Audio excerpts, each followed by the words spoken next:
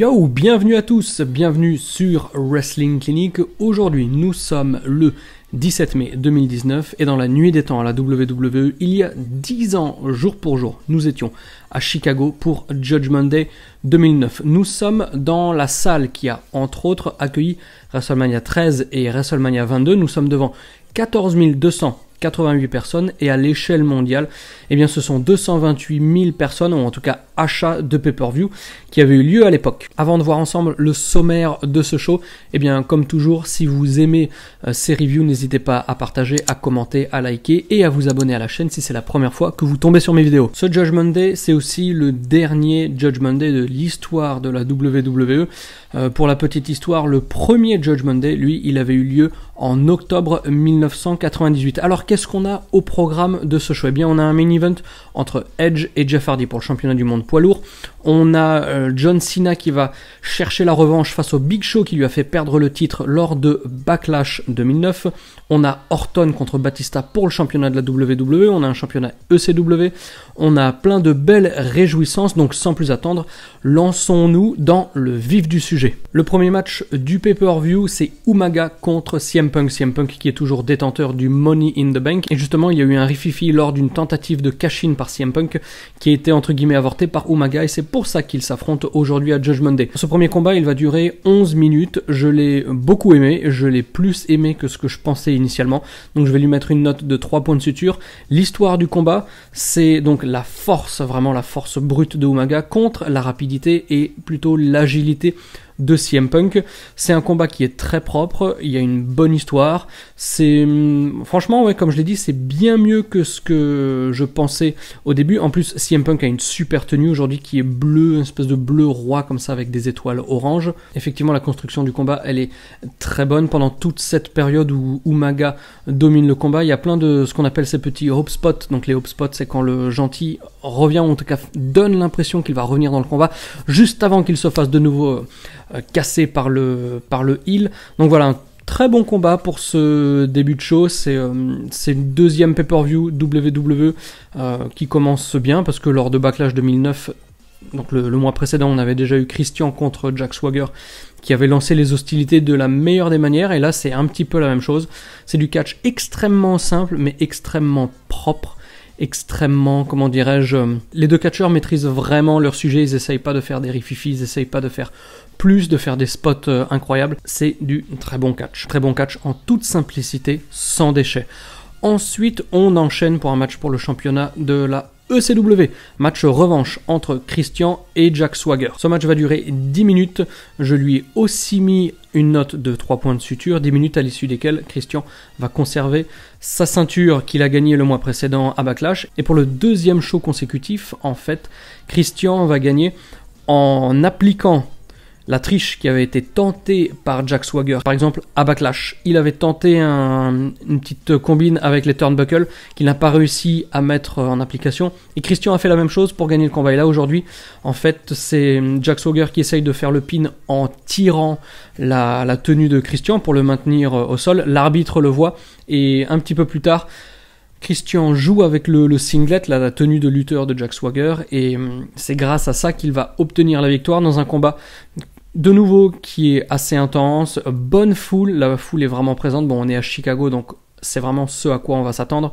Mais deuxième combat consécutif lors de ce show, à très bon niveau, donc ça fait très plaisir de voir un début de show aussi solide. Ensuite, on a John Morrison contre Shelton Benjamin qui est accompagné de Charlie Haas, et là on est en 2009 et je ne peux m'empêcher de penser à une petite anecdote que j'ai vécue avec mon ami Ishtou et mon ami Roméo, catcheur français aux États-Unis, lors du week-end WrestleMania 27 en 2011, où on était allé voir le vendredi et le samedi d'ailleurs, le vendredi soir, le show Ring of Honor au Center Stage d'Atlanta, qui est la salle qui a connu de nombreux enregistrements télé, surtout au niveau de la WCW, au début et au milieu des années 90. Et donc dans ce show, il y a eu les Kings of Wrestling, composés de Chris Hero, que vous connaissez maintenant comme Cassius Ohno à NXT, et Claudio Castagnoli, que vous connaissez tous depuis de nombreuses années à présent sous le nom de Cesaro, qui ont affronté Charlias et Shelton Benjamin. Et avec Romeo et Ishtu, on s'était fait vraiment la réflexion que Charlias, il était surexcité, le mec, il était extrêmement tendu. Il devait pas être super clean, mais en tout cas, ouais, c'était un des souvenirs les plus marquants après avoir vu Charlias en live, et c'est pour ça que j'ai eu cette petite pensée par rapport au show de ce soir. Donc le match entre Shelton Benjamin et John Morrison, il dure combien de temps? Il dure 10 minutes lui aussi, donc ça fait à peu près 3 combats consécutifs qui durent 10 minutes ce soir. Je lui ai aussi mis 3 points de suture. Le combat commence avec un slingshot 450 de John Morrison vers l'extérieur du ring, un petit peu comme AJ Styles pourrait faire aujourd'hui. Athlétiquement, Morrison c'était quand même la catégorie au-dessus, on se rapproche plus de Ricochet, on va dire. Donc le combat il commence avec ça, donc je me dis putain ça va booster. Par contre après il y a un petit temps mort où c'est un peu plus brouillon, c'est un petit peu moins propre. On a l'impression d'un côté que John Morrison est un peu perdu, et Shelton, lui, en termes de perte, lui c'est plutôt sa patience qui va perdre. Et voilà, il y a un enchaînement de prises ou genre collier arrière, qu'est-ce qu'il y a d'autre? Voilà, disons que Shelton il garde Morrison au sol pendant assez longtemps, ça m'a pas mal surpris parce que ça a pris une grosse partie du combat. Donc voilà, c'est un petit peu moins fluide, c'est un petit peu moins propre que les 2 premiers matchs du pay-per-view, mais en fin de combat, lors du comeback, ça va être largement compensé par les acrobaties de John Morrison qui gagne finalement sur le Starship Pain. Pour conclure donc un 3e match de vraiment bon niveau lors de ce pay-per-view. Après on a une interview du Miz. Donc le Miz, il y a 10 ans, donc il y avait vraiment son physique à peine pubère. On a l'impression que le gars a à peine le début de la vingtaine même. Enfin, il a un peu une tête d'adolescent, et donc il va un petit peu chercher la merde avec un joueur de baseball au premier rang des Cubs de Chicago. Bon, personnellement, on s'en balèque un petit peu du baseball, donc c'est pas bien grave. Il challenge aussi John Cena, qui ne viendra pas.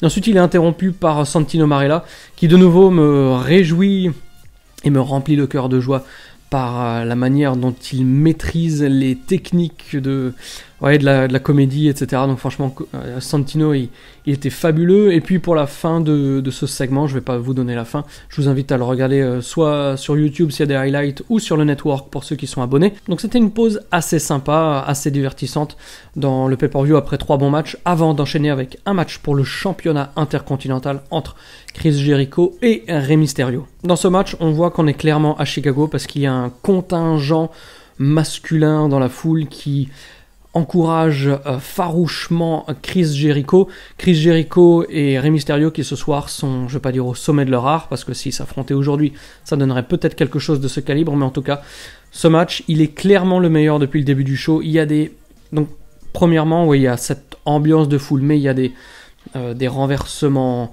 des combinaisons, le travail des 2 catcheurs, Mysterio en tant que face et Jericho en tant que heel, il est très très bon, presque rien à dire, tout est excellent. Alors j'ai simplement trouvé que le comeback de Rey Mysterio dans le match pour la victoire est un petit peu trop rapide, parce que avant ça il s'est fait vraiment beaucoup dominer par Chris Jericho, mais c'est un élément auquel j'ai pensé analytiquement après le match. Pendant le match, j'y ai pas pensé du tout, et je peux vous dire que quand un match vous empêche de penser, de réfléchir ou d'analyser, c'est que on est face à du très bon catch à tel point que pour ce championnat intercontinental, donc Mysterio conserve sa ceinture, je vais mettre 4 points de suture sur 5. Ensuite, on enchaîne avec le championnat de la WWE entre Randy Orton et Batista. Randy Orton, je l'avais déjà dit à Backlash, il a même pas 30 ans, il a 28 ans à ce moment-là, mais il bosse déjà comme un vétéran, comme un mec qui a des dizaines d'années de bouteilles. C'est un plaisir de le voir, et en plus la manière dont il marche, la manière dont il bouge, hop là, la manière dont il se comporte, la manière dont il fait ses expressions du visage, c'est un pur régal, et ce sont des détails qui ajoutent énormément à la qualité du combat. Le combat, il dure assez longtemps. Combien de temps j'ai mis 15 minutes aussi, donc un bon match. La foule, elle est bien dedans, elle n'a pas été tuée par la grosse ambiance de Rey Mysterio Jericho. La foule aussi, on est à Chicago, c'est un peu comme New York, c'est un peu comme d'autres villes comme ça où la foule est pro-heel, donc ça donne toujours une ambiance assez particulière.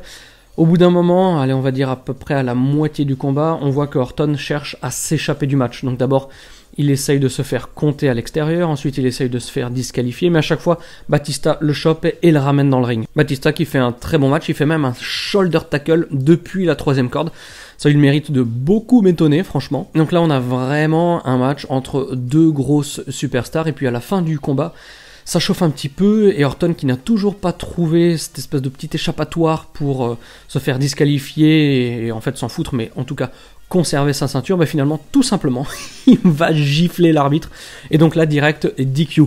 Après ça il y a la Legacy, donc Cody Rhodes et Ted DiBiase Jr. qui arrivent dans le ring pour tabasser Batista, et ensuite la musique du Nature Boy Ric Flair. Il arrive dans le ring, il met des chops dans tous les sens et il vient sauver son ami Batista pour conclure un match et un segment de très bonne qualité. Ça fait 1, 2, 3, 4, 5e match au-dessus de 3 points de suture. Pour celui-ci, je mets 3 points de suture et demi. Donc Randy Orton conserve son titre de la WWE, même si c'est Batista qui remporte ce combat par disqualification en 15 minutes, comme je l'avais dit. Après, c'est John Cena contre le Big Show. Et après 5 matchs vraiment de bonne qualité, voire très bonne qualité, je me demande si c'est celui-ci qui sera le premier, entre guillemets, mauvais match du pay-per-view. Donc on rappelle pour la petite histoire, Big Show a chokeslamé John Cena à travers un énorme projecteur lors de Backlash pendant le match John Cena-Edge, qui a fait que Cena a perdu son titre. Et donc ce soir, John Cena va tenter d'obtenir gain de cause et casser la gueule et se venger du Big Show. Effectivement, de nouveau 15 minutes. C'est assez intéressant comment les timings de match ont été faits là, parce qu'on a eu 10 minutes, 10 minutes, 10 minutes. Ensuite, on a eu 15 minutes, 15 minutes, et là de nouveau 15 minutes. Donc très intéressant de voir là vraiment la structure de durée des combats pendant ce pay-per-view. Bon, allez, il faut être honnête, comme note, j'ai hésité entre 2 points de suture parce que j'étais de bonne humeur, ou 1 point de suture et demi. Allez, je vais mettre 1 point de suture et demi. C'est lent, on s'ennuie quand même un petit peu. Par contre, il faut toujours rappeler que c'est extrêmement impressionnant de voir John Cena qui arrive à porter le Attitude Adjustment sur le Big Show, parce que le Big Show, je veux dire, le mec, là je regarde, le gars il est plus gros que mon canapé, quoi. Hein. Donc c'est un truc absolument hallucinant à chaque fois que je le vois, et c'est sur ce Attitude Adjustment que John Cena arrive à remporter ce combat qui est très moyen. Mais quand le pire match d'un show c'est 1 point de suture et demi, voire 2 points de suture, si on est vraiment de bonne humeur, ça veut dire qu'on est dans un très bon show. Très bon show qui va se conclure par le match pour le championnat du monde poids lourd. Jeff Hardy qui avait obtenu ce match de championnat après avoir battu dans un match à 4 Jericho, Rey Mysterio et Kane. Alors en commençant ce match, je me suis dit, est-ce qu'il va y avoir un changement de ceinture? Parce que pour le moment, ce soir, il n'y a pas eu de changement de ceinture. Et c'est vrai que dans la hiérarchie des combats, je me suis dit que Orton-Batista avait peut-être plus sa place dans un main event, compte tenu de l'aspect superstar des deux catcheurs. Et donc le fait de mettre Edge, Jeff Hardy en main event justifie peut-être qu'il y aurait un changement de titre. En tout cas, c'est ce que je me suis dit. On va garder ça en tête pour voir comment est-ce que le combat se déroule. Au début du match, normal, on va dire, le gentil qui fait preuve de bravoure, d'athlétisme et tout ce que vous voulez pour contrecarrer le heel, jusqu'à ce que Jeff Hardy rate son Whisper in the Wind depuis la 3e corde et s'écrase comme une crêpe en plein milieu du ring. Petit moment, petit tournant du match qui va permettre à Edge de prendre l'avantage. Ce qui est aussi très intéressant dans ce match, c'est de voir Edge et Jeff Hardy en action solo, 1 contre 1, après autant d'années de feud et de rivalité en équipe qui ont commencé déjà dans les années 90, en 1999.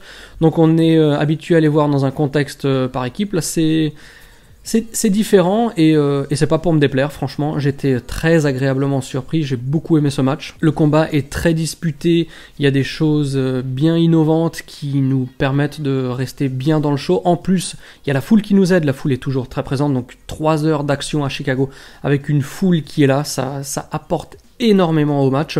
Donc oui, il y a des spots innovants, il y a un moment, Edge est sur la table des commentateurs, Jeff Hardy enlève les protections des barrières, il va commencer à marcher sur les barrières et à sauter, et puis là il se prend un spear, pas à travers la table mais directement par terre. Alors c'est un petit peu amorti par les protections qu'il avait préparées avant en les enlevant, mais visuellement c'était un super spot. Alors, en parlant de spot, il y en a d'autres qui vont se faire à l'extérieur du ring, chose que j'aime pas trop quand le match comme celui-ci n'est pas un match sans disqualification, parce qu'on voit que l'arbitre qui est Brad Armstrong pour l'occasion il essaye de trouver des petits contournements, ou il essaye de se débrouiller pour ne pas avoir à vraiment compter normalement le décompte extérieur. Donc voilà, il va voir un petit peu les mecs, il compte pas vraiment, et ça je trouve que ça enlève un tout petit peu de crédibilité ou de légitimité à l'action. Il faudrait essayer de trouver quelques petites ruses, qu'un catcheur, le catcheur qui prévoit ou qui prépare le spot revienne vite dans le ring comme ça pour casser le compte. Donc il y a juste ce petit détail qui reste malgré tout un détail dans ce très bon combat. Et en parlant de spot à l'extérieur du ring, eh bien il y a un moment où Jeff Hardy se fait compter par l'arbitre, Edge est dans le ring, et là c'est Matt Hardy avec un plâtre qui vient frapper Jeff par derrière. Il se cache ensuite derrière les barrières, et là on pense vraiment que Jeff Hardy n'arrivera pas à remonter dans le ring et que Edge va remporter le combat par compte extérieur, et non, Jeff Hardy arrive finalement à revenir dans le ring sous l'ovation de la foule. Et le spot juste avant que Matt Hardy intervienne, en fait c'est Jeff Hardy qui a fait son... Je sais pas comment ça s'appelle d'ailleurs, le nom de la prise m'échappe, mais voilà, il a mis... au lieu de mettre soit une chaise, soit un partenaire dans le ring, vous savez, où il saute avec la cuisse sur le gars qui est acculé dans le coin de ring, et bien là en fait Edge il est contre les barrières à l'extérieur du ring, et au lieu de mettre donc un partenaire ou une chaise, là il met des escaliers. Gros spot, franchement c'était très impressionnant. Et donc comme je l'ai dit, Jeff Hardy est miraculeusement de retour dans le ring. Edge va faire le tomber, 1, 2, dégagement in extremis de Jeff Hardy, et la fin du match va intervenir quelques instants plus tard lorsque Edge va porter son execution depuis la 3e corde. Ça aussi c'était un truc de ouf.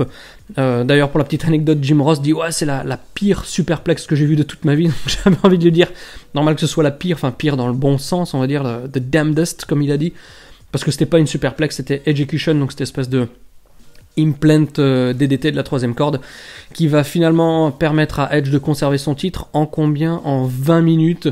Et comme on conclut un très bon show avec un très bon match, très haletant, et ben je vais mettre de nouveau 4 points de suture à ce main event. Donc la conclusion de ce show, vous l'avez deviné, c'est que on a un très bon pay-per-view depuis le début de cette série de la WWE dans la nuit des temps.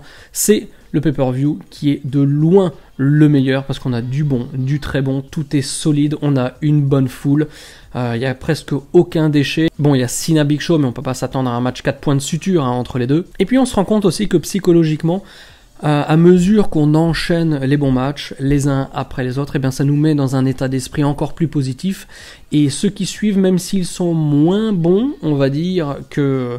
Pas la réalité, parce que la réalité c'est ce qu'on perçoit et ce qu'on vit dans le catch, mais voilà, à force d'enchaîner des bons matchs, on est dans un état d'esprit super positif, et on est encore plus ouvert à accueillir et recevoir les matchs qui vont suivre de la meilleure des manières, et ça a été le cas, parce que franchement j'ai surkiffé ce show, je vous le conseille pour l'année 2009, Judgment Day 2009, allez sur Network, faut pas le télécharger, mais trouvez ce show, regardez-le, et vous allez voir que c'est du très bon niveau. J'espère que cette review, mes amis, vous a plu pour le nouvel épisode de la WWE dans la nuit des temps. Et moi je vous donne rendez-vous comme d'habitude très bientôt pour de nouvelles vidéos, pay-per-view, vidéos écrites, vidéos de fond, vidéos récap, des tops, bref. Vous allez voir ce que je vous réserve sur la chaîne pour très bientôt. D'ici là, comme d'hab, gardez la passion et regardez du catch 24 heures sur 24. Bye bye.